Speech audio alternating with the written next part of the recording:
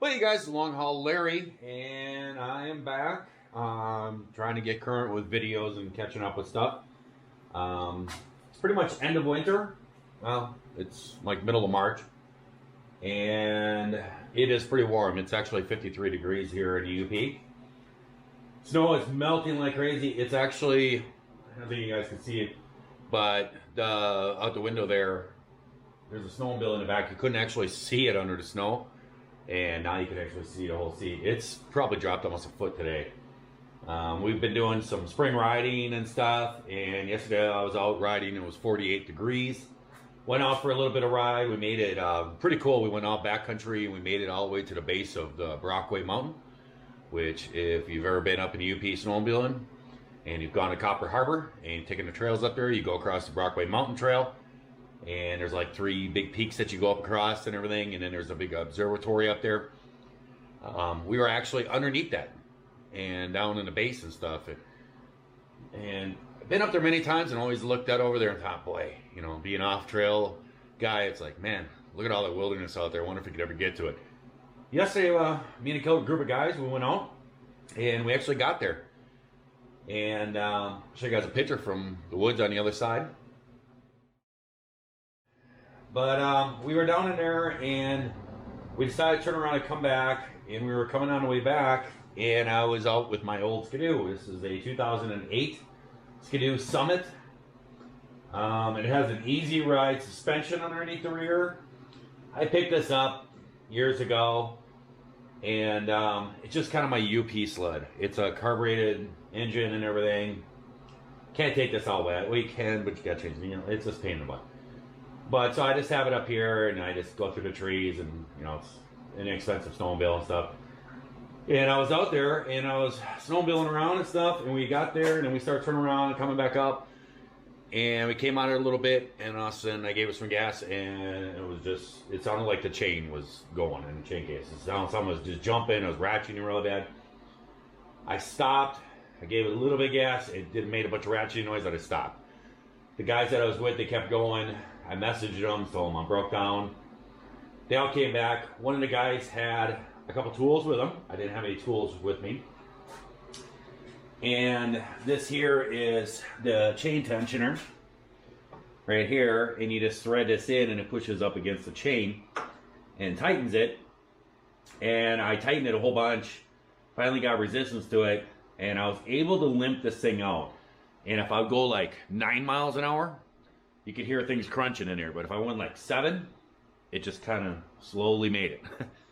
Took a long time. I was like 8 miles back to the truck, but made it back. Got it loaded.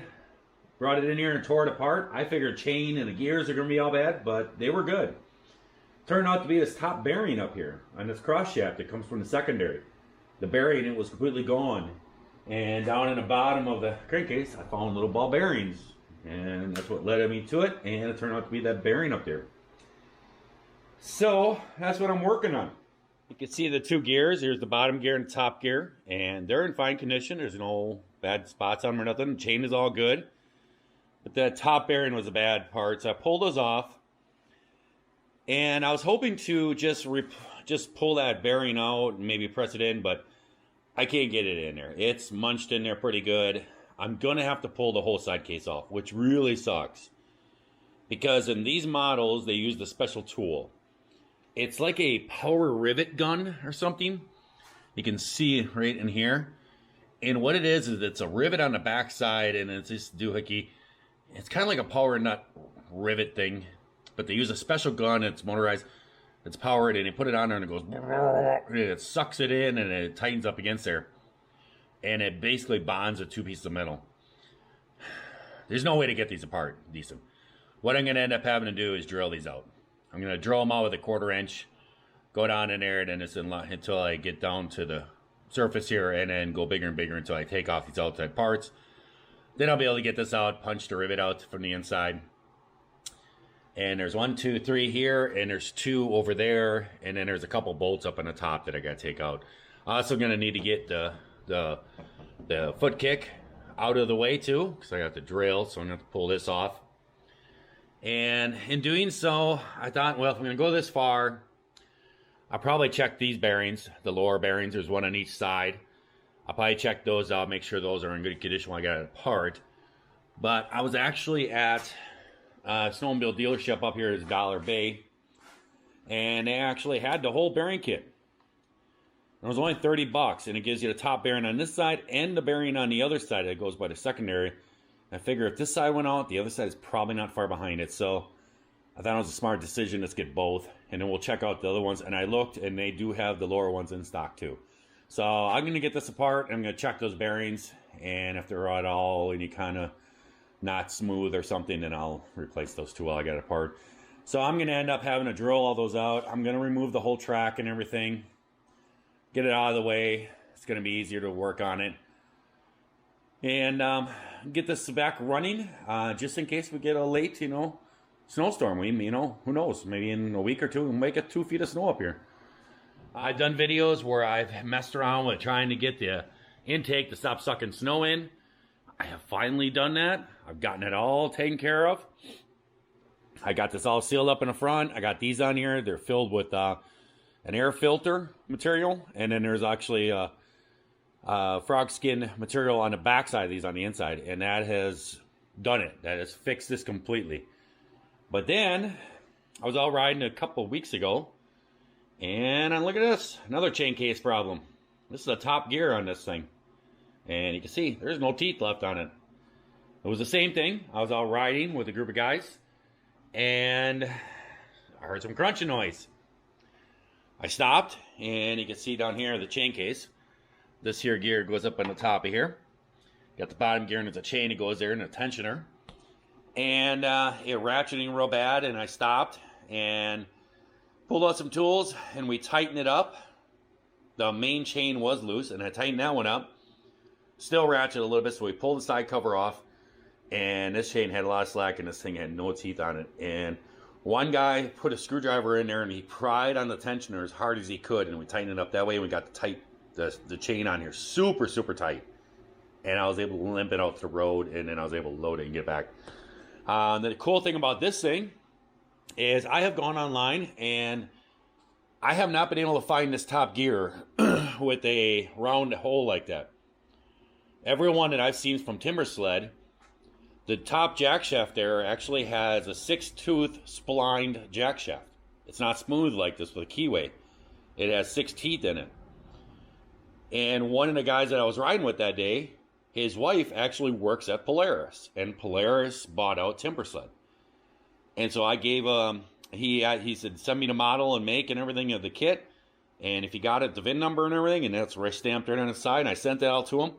He actually went home to Minnesota after we rode and everything, and his wife went into work and found me the gears, and he contacted me and said, give me your address, they're on their way. So he's actually sent it to me.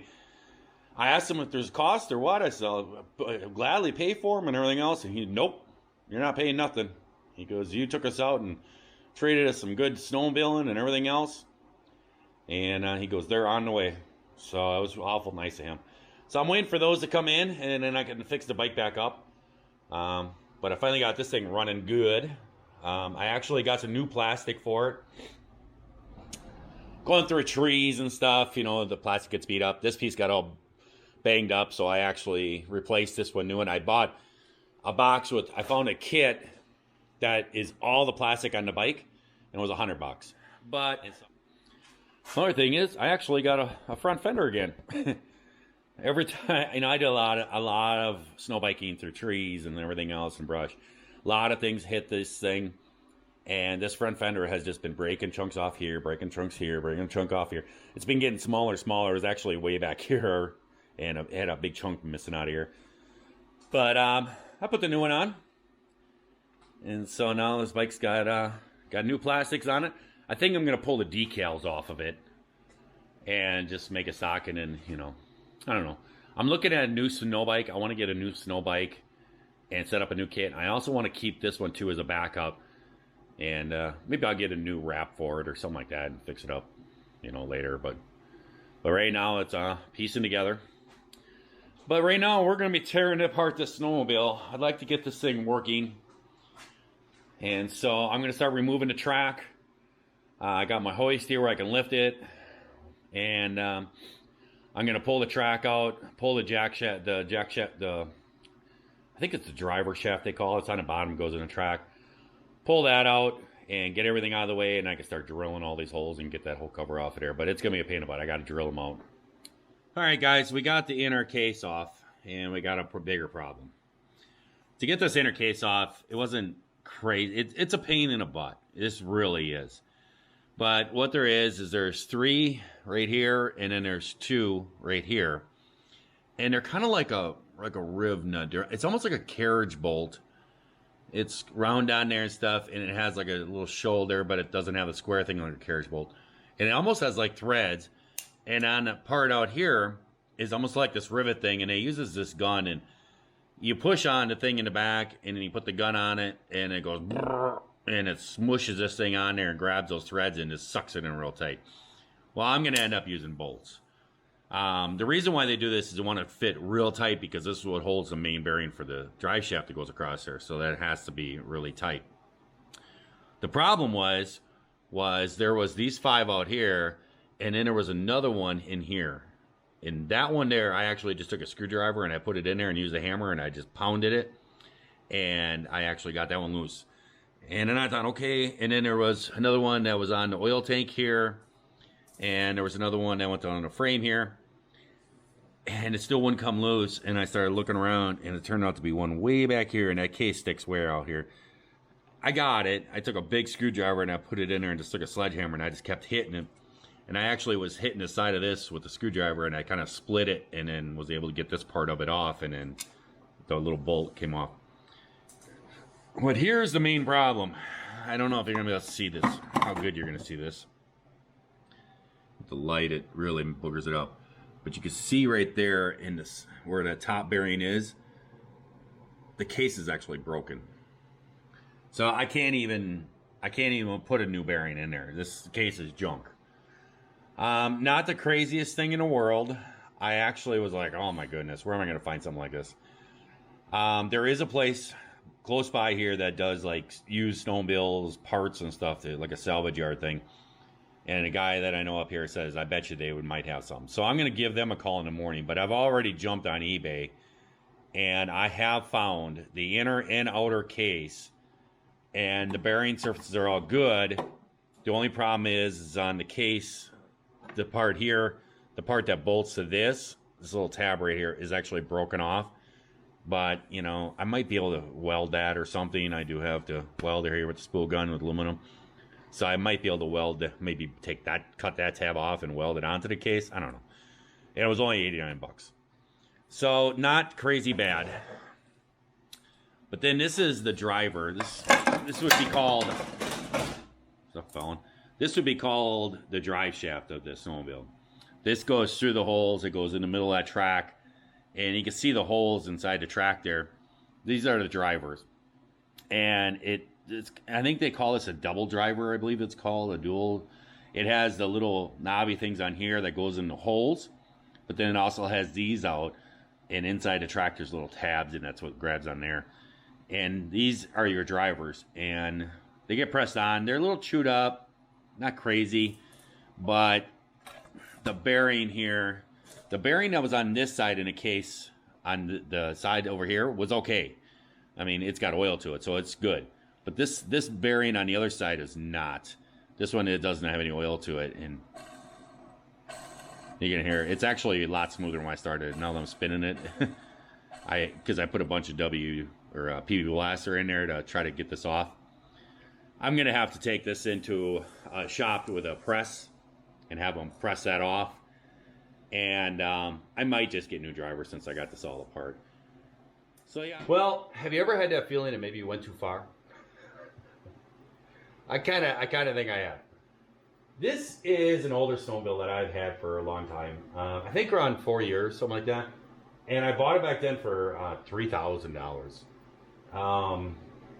It is kind of just my spare snowmobile. It's kind of just, you know, I go out in the woods with it, do crazy stuff with it. If I hit a tree with it, it bangs something up, it's not a big deal. I just, you know, it's just a snowmobile to have fun. It's just a cheaper snowmobile, and somebody did a lot of work on it and kind of made it into a cool snowmobile and stuff. They put this easy ride suspension on it, which kind of Skidoo snowmobiles, they wheelie a lot. You punch it, front end comes up.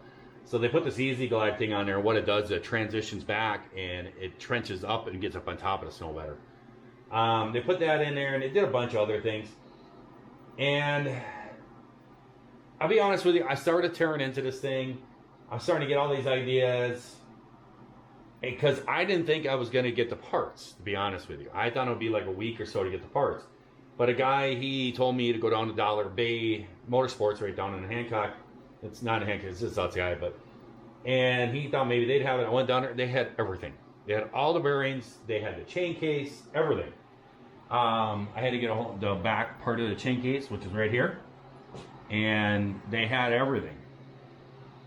And I was like, oh, okay. But I'll be honest with you, the snow is kind of crappy. It's real hard and stiff and everything, and I'm kind of sitting around, and I decided I'm just going to go through this snowmobile. My plan with the snowmobile was to rebuild the motor. It runs great and everything, but I think it needs a bit rebuild, so I was kind of planning on doing a rebuild on it. But then I had this all apart, and I thought, you know what? Let's just go for it. So I have sanded this thing down so much. I am going to do a lot of painting, kind of make it nice. If you guys haven't noticed, TT is gone. Prices of snowmobiles were really crazy this year. And we decided, and Tracy, she had issues with her back, and she had injections, and she was kind of trying to stay off the snowmobile, and then she was worried about paying the payments all summer, and I said, I'd help, but we just posted it at a higher price, and it went. And so I decided I'm going to fix this snowmobile up, and this is going to be my snowmobile. My passion has gone to the snow bike. I really like snow bikes a lot. I plan on picking up another snow bike, setting one up this summer. But it really has gone to the snow bike. But there is times when the snow bike isn't that great, when there's not a lot of fresh powder snow. Then it'd be nice to take a snowmobile. So I decided I'm going to go through this thing and fix it all up. I've been going through and just replacing bearings, all in the suspension and the bogey wheels, and just doing everything. And I decided I'm going to paint it and make it look nice. I've actually found a decal set that I'm going to put on it. But what I'm going to do is I'm going to paint the tunnel white. I'm going to paint the running boards. And you can see here, I took my plasma cutter and I cut out some more relief holes, and then I kind of bent up the edges to add strength so that snow can go through them, because that was one big problem with the snowmobile is the snow. The running boards would just sit on top of the snow and it would get stuck. So I think that's going to help a little bit, but I couldn't cut out too much because then it makes it weak. But I have this thing sanded and wiped down with acetone and everything, and I'm going to paint the tunnel. I don't know if it's going to last or not. But this isn't something that, this isn't a really super nice snowmobile. It's just kind of the ditch banger, you know what I mean? And a couple times a year I use it, I think it'd be fun. And the thing is, if the paint does come off, because so many people are talking about it, they say, well, I think the paint will come off. I know people have tried to do this in the past. If it does, you know, I might put like a vinyl sticker over the whole tunnel and everything. But I'm also going to paint the running boards and everything else. And I'm actually going to use a bedliner paint for that. A guy that was over here helping me tear this all down, he came up with that idea. So that's what I'm doing now. I got everything all cleaned and all sanded down and waiting to be painted. That's a chain case, the brake cover and all this stuff. These are all the suspension axles and bogey wheel axles and everything, the skids and all this stuff. I'm going to paint all this stuff white.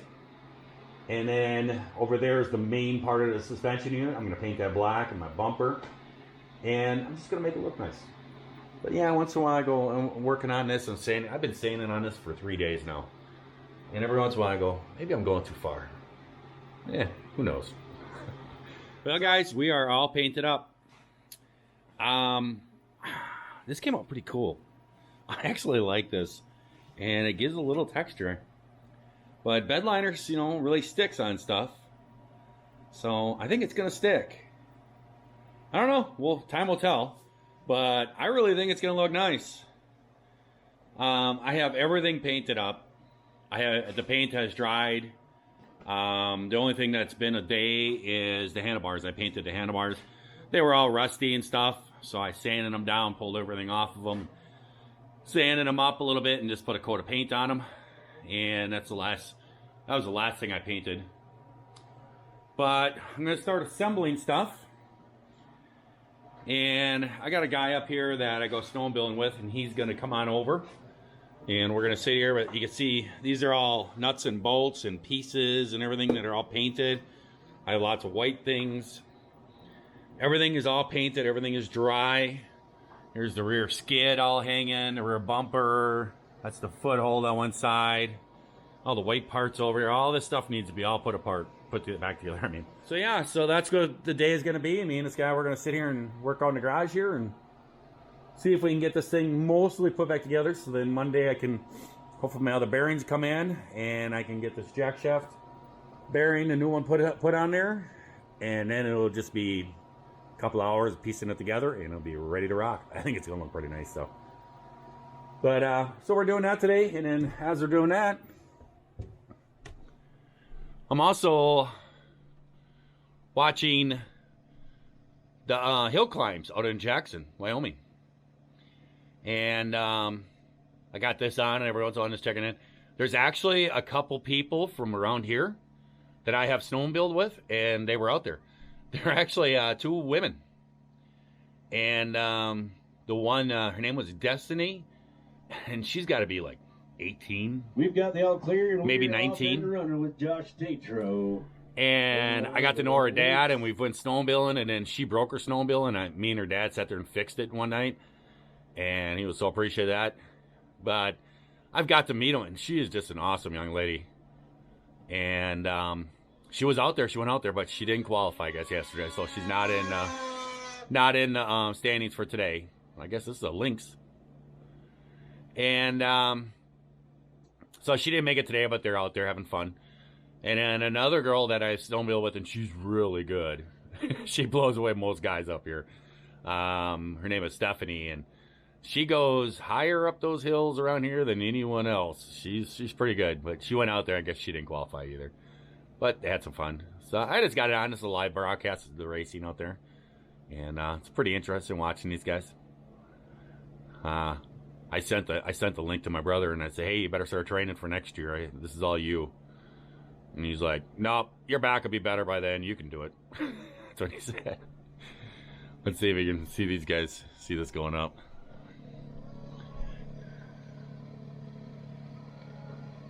This looks like it's not even steep. This hill is like straight up. And those are all stumps and big rocks and stuff. See how the guy just got hooked on that?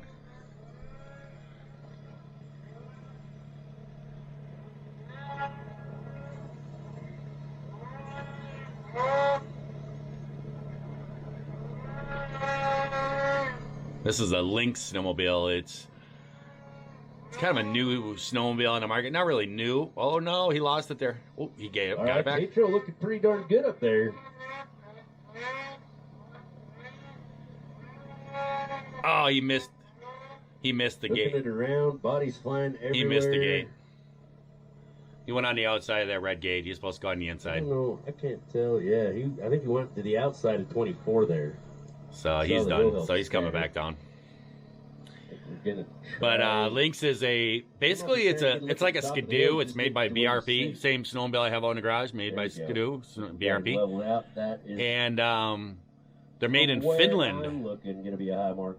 I don't get to make those. Kind of same thing, except the rear suspension is really different because over in Finland, I guess they don't groom trails, so it's like an uncoupled suspension or something. I don't know. There's a guy up here I ride with. He's got one. He loves it, but they're very expensive though. Yeah, he went on the wrong side of the gate. Oh, this guy's really good. Here, I'll record this for you guys. We'll show this. Ooh, yeah, on the starting line, it is Fearless Barry Gilbert. Let's go to a climb instant replay on the Boondocker big screen right here. You see Tatro just kind of motoring on out there.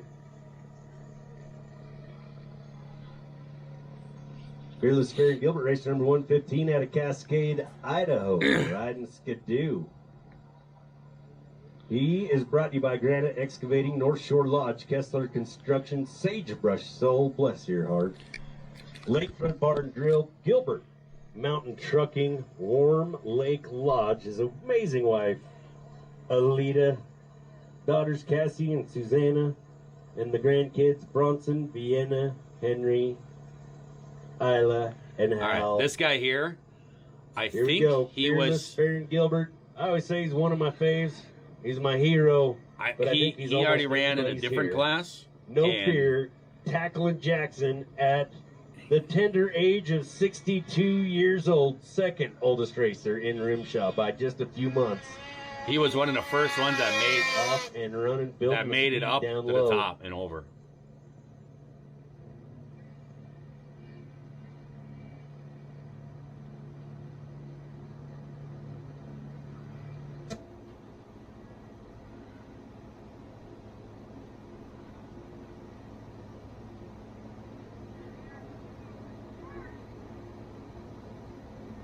I'm telling you, it looks like it's nothing, but this is pretty much straight up. It's a big hill. You can see it there, kind of comparison how steep it is.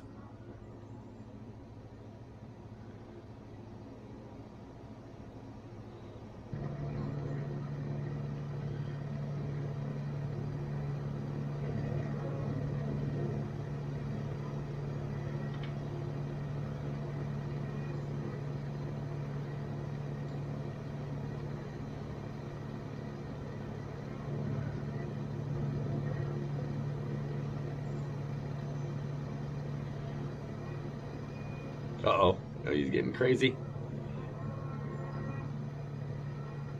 Oh, he got control of it. All right, Farron Gilbert just checking it out. Going to scope it out real quick and tackle that tough section right there.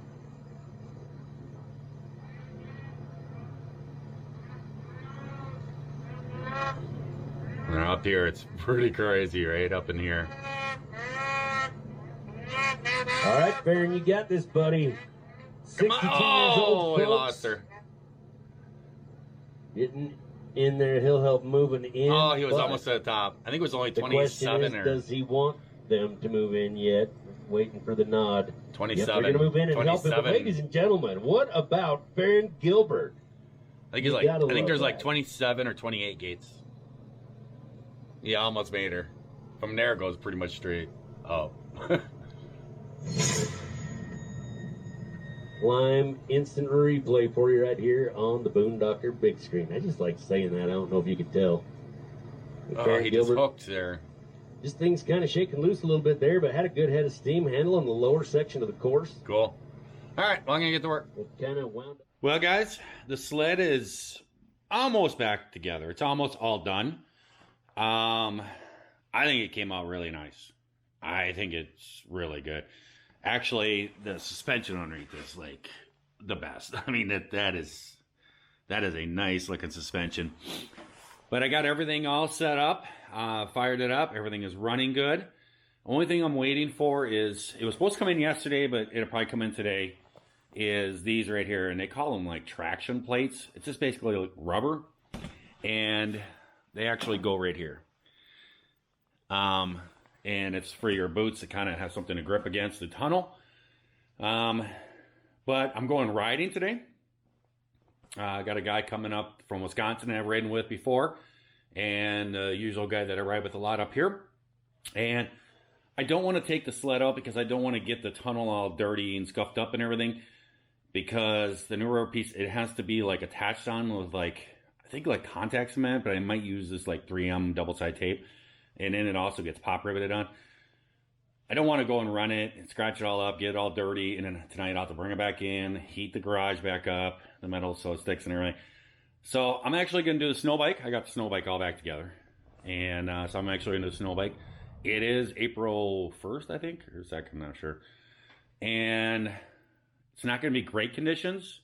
We still got about 3-4 feet of snow out in the woods and stuff, but there's like kind of like crusty, so it's not going to be great snow bike conditions, but I'll make do.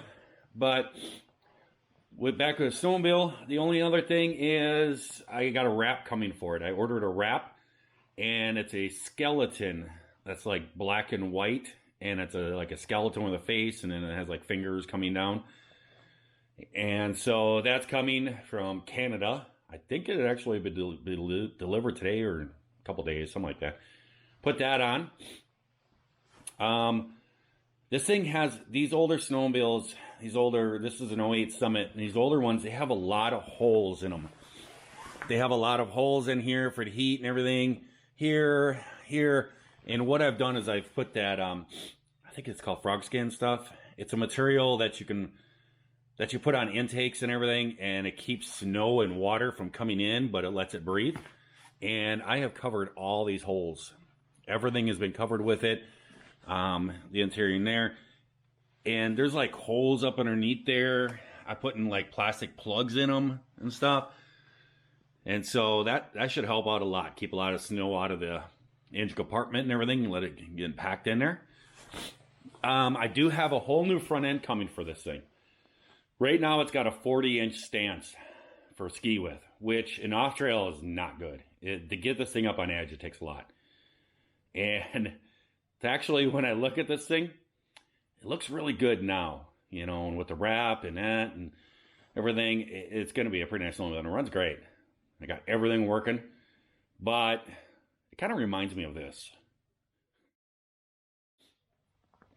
So I got a whole new front end coming. A guy that I snowmobile with, he said he thought there was a front end that they made, and I did some checking around in a local shop up here.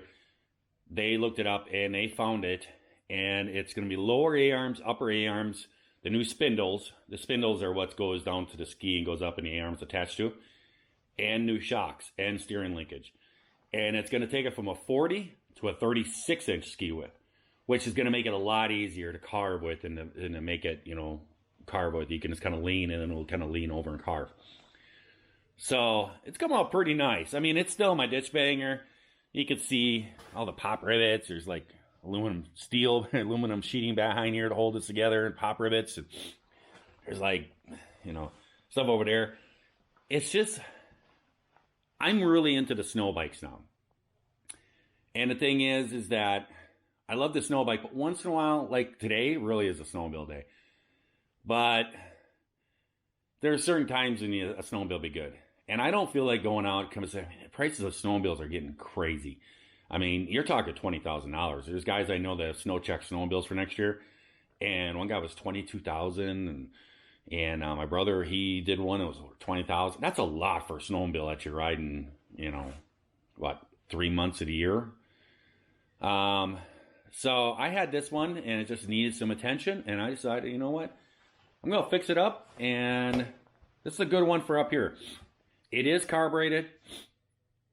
And up here, it works fine. But if I was to take this out west or something like that, then you got to change the needles all around. And yes, it can be done, but it's just a pain in the butt. So this is just my UP ditch banging snowmobile. And, there's not a lot of money into it. And whip it around and stuff and have fun with it and not have the biggest worries about it. We went yesterday, actually 2 days ago. Went with the snow bike. It's really warm up here. I mean, I think it's like 48 today. The snow is pretty much rock hard. It's end of the year. And went with the snow bike. I had some fun. I was able to find a few spots where I was able to break through. But I wanted to get a little run time on the old dooski here. Got her all fixed up, so I just want to take it out and just rip in this, make sure everything's working properly. And it's looking pretty good. Got the new graphics coming, and I'll get the new A-arms to narrow up the skis in the front and make it a little more playful.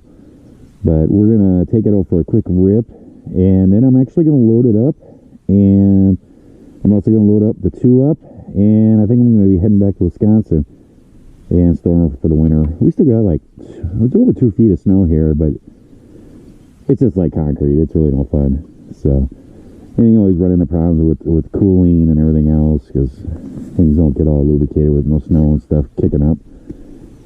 So I'm going to take it off for a quick rip.